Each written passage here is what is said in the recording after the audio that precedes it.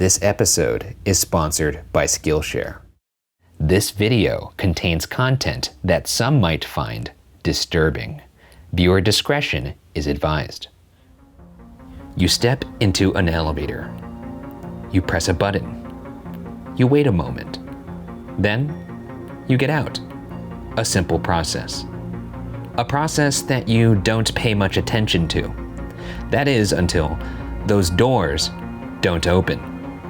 And that's where we find our narrator, wedged in the space between familiar and fatal.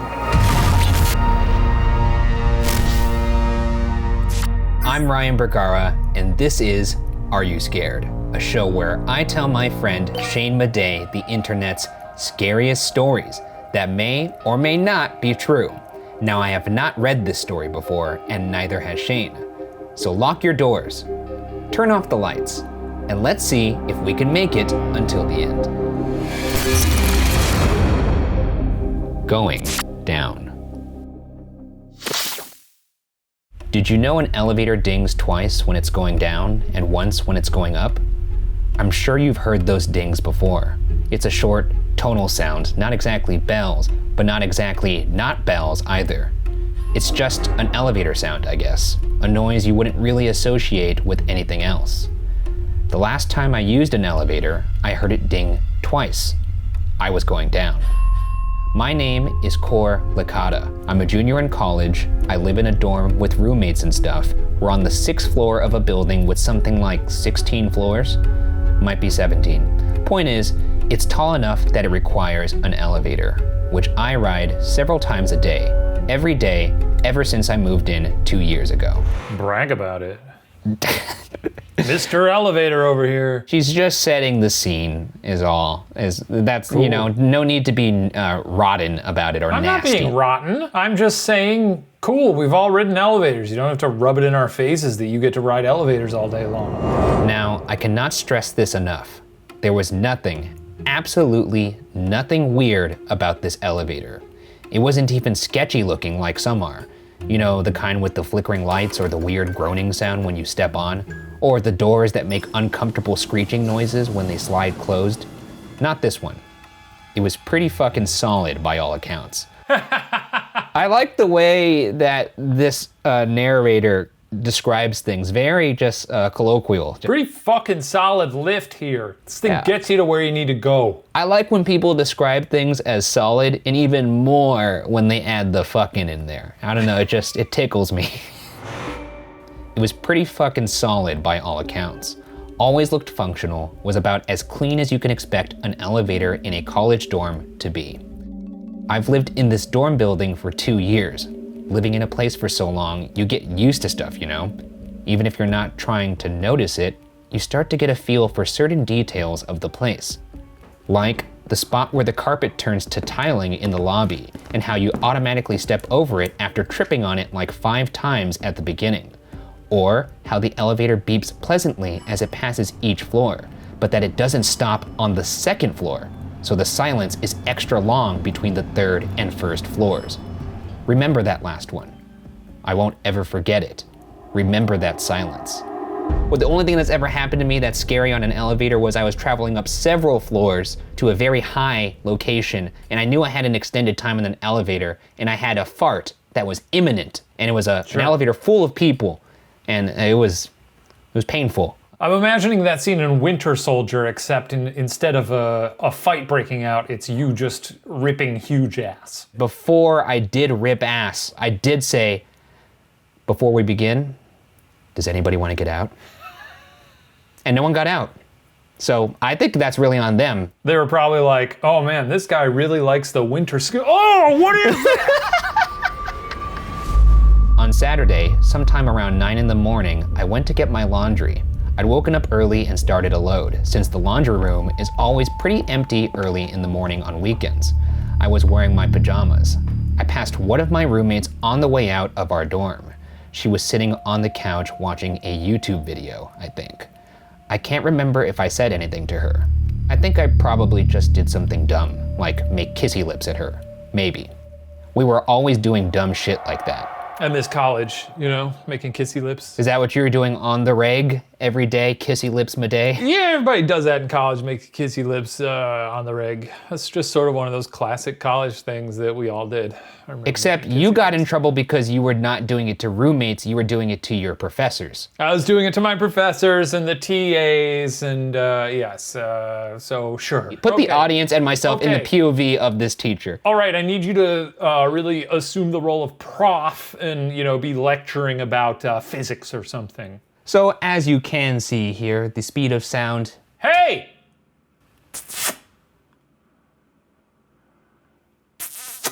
Hey!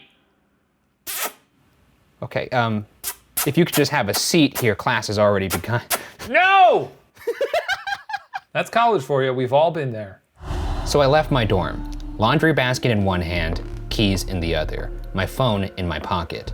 I walked to the elevator and hit the call button. The doors opened as soon as my finger left the cold metal. It dinged. Twice. Quick and short. Going down. I stepped in, pushed the button for the first floor, and the doors slid closed. If there was anything immediately off about the situation in those initial first seconds, I didn't notice it. I had no reason to think anything out of the ordinary would happen. So, I just stood at the back, leaned against the wall, and waited as I felt it start going down. This sounds like a classic elevator experience. Nothing wrong here. Yeah, I mean, it's an isolated, mundane moment in a otherwise very normal day, which means it's ripe for the plucking of a, I don't know where I was going with that, maybe like a horror apple if the tree was sprouting little horror apples. Horror apple, like you would give to a horror teacher almost. Yeah, you just take out a little bite of it. Ooh, horrific. I remember staring at the red LED display of the floor numbers above the panel of buttons. I watched as the number blinked, changing from 6 to 5. As it did, the elevator beeped pleasantly. I pulled out my phone even though the wait between my floor and the ground floor wasn't long enough to merit taking out my phone to pass time, listening to the accompanying beep as we passed each floor. The LED display blinked. 5th floor, beep. 4th floor, beep. 3rd floor, beep. And then there was a pause, a silence. I looked up from my phone. The LED display lingered on floor 3. For half a second, I felt panic rise in my gut. And then, just as quickly, I pushed it back down. This always happens, I remembered, mentally kicking myself. Literally every single time I'd ridden these elevators for the past 2 years. It was a fact of living here. Feeling kind of stupid at how quick I'd been to panic, I settled back against the wall, ignoring the rapid tempo of my heartbeat and looked back at my phone. Waiting. Seconds passed. The display didn't blink. The beep didn't sound. But, and this is very important, the elevator never stopped going down, never changed speeds, shuddered, or did anything out of the ordinary, not even for a moment. It just kept going down, taking me along with it. An unflickering 3 glared down at me. At first, I assumed the LED display must have glitched out or something. I was clearly still moving down, so it was fine. I would hit the ground floor, maybe even the basement, and deal with whatever the issue was then. With luck, the doors would still open even if the display was broken, and if they didn't, I'd just use that emergency button that I was always terrified of accidentally pressing with my elbow. The point was, as much as the situation may or may not become pretty annoying, I wasn't in danger. And then, I had the sudden realization that I'd been standing there, running through those possible outcomes and solutions and all that bullshit in my head for a sizable chunk of time. Maybe a minute, maybe more. I'd ridden this elevator hundreds of times before, maybe even thousands. I'd ridden it a lot. I had a solid enough idea of how long it took to get from the 3rd floor to the 1st, and it definitely didn't take longer than a minute. For a long moment, I was just confused. I stood there, trying to work out the math of how I could still feel like I was moving at the same rate I'd been from the beginning, but not hit the bottom yet. I've never been good at math, so I stood there with my brain spinning in my skull, just trying to make sense of it. And in that time, the number didn't blink, the beep didn't sound, and the elevator never stopped or even faltered in its descent. By that point, the fact that I still hadn't hit the bottom was starting to fill me with panic. Trying not to let it overwhelm me, I considered that maybe the elevator went further down than the basement, that maybe there were levels down lower. I couldn't see any buttons for anything below the basement, and I had never heard of anything further down. But it was the only really reasonable explanation left, so I told myself that that had to be it. What are you doing in this situation, Ryan? What is it? What is your approach to this? You're in an elevator, it's going down, and it's going down, and it's going down an impossible amount of time. What's happening here? What are you doing? Well, my first thought is I would go through the progression of possible outcomes here. Like, my first thought would be, okay, maybe this is not as long as I thought it was. You know, we've all been there. You're scrolling your Twitter feed, you see a funny little joke, ha ha ha. And then you come back into reality and you're like, whoa, wait a second, where am I? So that could be a possibility. I've been in the feed too long. Is that what you're saying when you scroll through the feed? Like, how long have I been in the feed, man? Who knows? But that's a possibility. And then even after that, it's like, okay, maybe there are other basement floors. And then after that, now I'm getting a little concerned and I'm starting to wonder, am I maybe perceiving that this elevator is actually going down and it's not going down? Like, I'm confusing the sensation in a way. Like, my brain is making the sensation, and in fact, the elevator's just stuck or something. I feel like I'd just bust out some Angry Birds or something and chill. So, trying and failing to swallow my rising panic, I stood there and went back to my phone to calm myself down. I knew it couldn't go down forever. There had to be a bottom. There had to be. So, I just waited. I'm honestly surprised at how long I forced myself to stand there and wait before I snapped. Eventually, I just thought, fuck it, and hit the emergency button. Nothing happened. Nausea instantly blossomed in my stomach as my body started trembling, anxiety coursing through me. I jabbed my thumb on the bottom a couple more times. Nothing. I hit every other button I could see. Each one lit as I pushed it, and blinked off sadly when I let it go. Nothing. The elevator did not stop going down. It didn't falter, it didn't shudder, and it did not change its speed. Above me, the LED display glowed red, unblinking. I stopped hitting buttons and stared at it until the glowing red 3 was burned into my eyes, until I saw it flashing in the darkness every time I blinked. It did not flicker. Elevator! That's what they should call this. Is that what this story's called? Elevator? Elevator. No, but that's a good name for it. I'm actually sure that must be a B horror film at this point. Probably. No? I'm not gonna lie. At this point, I'm starting to lose my shit. The idea of being trapped in something that's perpetually in motion, that's kind of breaking the laws of physics as in real time, I'm legit probably really starting to have a panic attack at this point. Actually, reading this is already giving me a panic attack. Just even placing myself in this situation. Are you not freaked out at this point? No, because it's just kind of a weird situation to have. I feel like it's like it's like if someone was like, I took a bite of a hot dog and I kept on biting and I still had a hot dog in my, like, it's but not. But you're Professor Science Man. As a unlicensed Professor Science Man. Yeah, that's the official term. You have to understand that my brain is not approaching this from a, wow, what if this happened angle to a, wow, this is impossible angle. So maybe you don't understand the meaning of a hypothetical. No, I get it. If this happened to you. I'm doing jumps. I'm doing my infinite jumps. It's a rare opportunity and it seems like fun. If I die in an elevator, then they'll be like, well, we got to fix this, you know? So I guess in the end, it was worth it. Could I actually just see what you would probably look like mid elevator jump if that's the last thing you were doing as the last breath left your mouth? It's so scary. The elevator did not stop going down. I screamed. It didn't do any good, obviously, but I just sort of lost it. And honestly, I think I was completely justified. Ah! Ah! Well, what else are you supposed to do? You're in an unwinnable situation. Sometimes you gotta let it out. If I was truly still going down the shaft, I was impossibly deep. So, I was left in a position where I needed to accept that my situation couldn't be explained logically. So, I screamed. I slammed my fist into the panel of buttons once, before I thought better of it and just slammed at the bare walls with my hands until they ached and stung.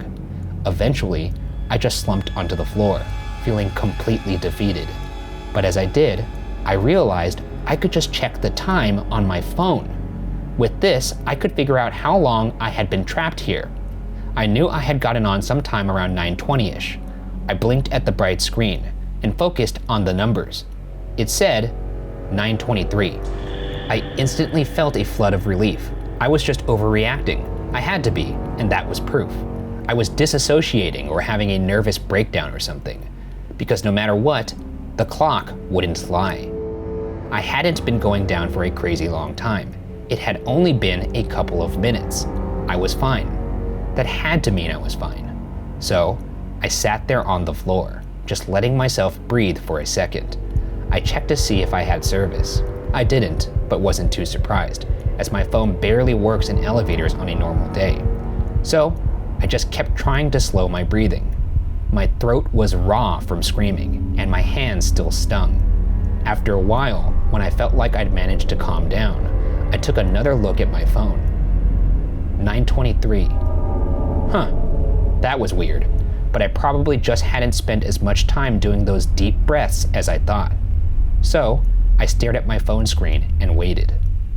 I sat there and stared at the screen until my butt hurt from the hard floor, until my eyes watered from lack of blinking. Or maybe I was just crying again. 9:23, the screen said. The time hadn't changed. Nothing had changed. Not the number 3 on the LED display, not the time on my phone, not the speed at which I was moving, and not the direction I was going. Nothing changed, except for me. I could still change. I spent the next I don't know how long having a full-blown breakdown, complete with screaming until my throat physically couldn't make the sound anymore, and hitting every available surface. I even tried to force the doors open. I accidentally ripped an entire nail off trying, but the doors didn't budge. Eventually, I fell asleep on the ground, my face sticky with tears and my hands sticky with blood. Sometime later, I woke up with a jolt from a dream of falling, of never hitting the ground, to the realization that I was absolutely starving and incredibly thirsty. Time was passing for me, I realized, but I was still stuck. I was stuck in a 5-foot box with no access to food or water, and no way out. You can drink your own pee, though, for the record. Sure, yes, you could drink your own pee. I think a few times, actually. I think you can drink it and then piss it out again. And then I think you can drink it again and probably a few times. Eventually it'll probably just turn into poison, but. Yes, we don't need to turn this into whether or not pee is sterile or drinkable or any of that Bear Grylls shit. However. I love the idea of someone being stuck in an elevator for like 8 minutes and then just drinking their own piss. Going full Bear Grylls and going, I guess this is what I have to do. And then that elevator door opens right when they're taking that piss right to their lips. Oh, hello. This is not what it looks like. I thought I was trapped in here. I thought it was a elevator. My throat felt like sandpaper.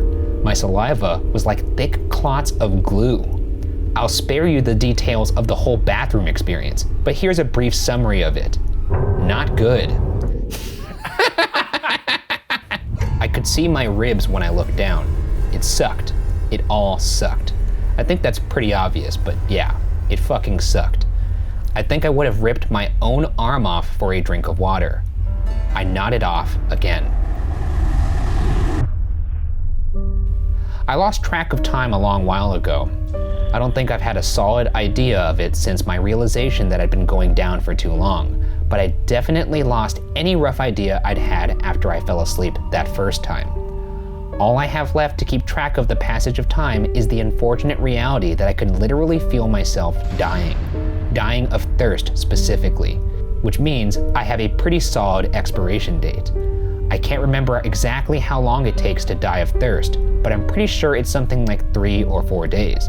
So, I guess I haven't been trapped here quite that long, but honestly, I don't think I'm that far off. I'm not sure how much time I have left. Probably not long, actually, considering the black spots in my vision. This really, really sucks. I'm not ready to die, I don't think. I can't stop thinking about my family. If I die in here, there's only 2 different ways this plays out for them, and both suck absolute shit. Option 1, my body is never found, and my disappearance remains an unsolved mystery forever. My family then spends the rest of their lives wondering what could have possibly happened to me. Or, option 2, somehow my body is found. I'm obviously a disgusting wreck, dehydrated and starved to death, and they have to live with the reality that I died slowly and in agony. God, that would destroy them. But not knowing would destroy them too, I think. I don't even know which outcome I'd prefer. I guess I won't exactly get to choose, so... God, I wish I could have pet my dog one last time. I mean, if you had a wish, if genies show up and ask you if you want a wish. The genie's like, you know you only get 1 wish here, so no do-overs. Yes, I'd like to pet my dog. Cool. Well, your dogs are gonna die here as well now. How about get me off of this elevator? I can barely move. I keep passing out at random times, and I'm so fucking weak. I can barely even hold my phone. I'm lying on my stomach right now, so I can leave the phone on the ground while I type. I'm just going to close my eyes for a bit. And then we go into, it looks like, an investigator supplementary note, October 3rd, 2019, case file 9836. The above written statement was found in the Notes application on an Apple iPhone X model, which was lying face up on the floor of an elevator, approximately 3 inches away from the deceased body of a 20-year-old woman named Cor Licata. The timestamp on the electronic note indicates that it was written on October 3rd, 2019 at 9:23 a.m. The body of Cor Licata was found on October 3rd, 2019 at 9:23 a.m. approximately by another resident of the dorms. The deceased was last seen by one of her roommates at 9:21 a.m. approximately as she left the dorm to retrieve her laundry on the ground floor of her dorm building. By all evidence presented, including the aforementioned witness account and the timestamps on her mobile phone, she was unaccounted for approximately 1 minute while taking the elevator from the 6th floor to the 1st floor. The body of Cor Licata was found in a state that the forensic teams agree is consistent with 2 years of decomposition. The cause of death has been determined to be dehydration, after evidence gathered indicated a lack of water or nutrition for at least 3 days before death. Additional non-lethal trauma to the hands and face appears self-inflicted. Despite the evidential forensics, the victim seems to have only been missing for no more than a minute before her body was discovered. This investigation is ongoing with current inquiries into the possibility of a homicide. I believe this label to be inaccurate, but a more suitable one could not be found. End of investigator's supplement. So, are you scared? As mentioned before, this episode is sponsored by Skillshare. Skillshare is an online learning community with thousands of inspiring classes for creative and curious people. You can take a class on video editing or photography, or in my case, animating with ease in After Effects with instructor Jake Bartlett. Jake was really helpful about establishing the basics of animation, such as graph tools. There are no ads for Skillshare, and they're always launching new premium classes. And it's less than $10 a month with an annual subscription. And the first 1,000 people to use the link in the description will get a free trial of Skillshare Premium membership.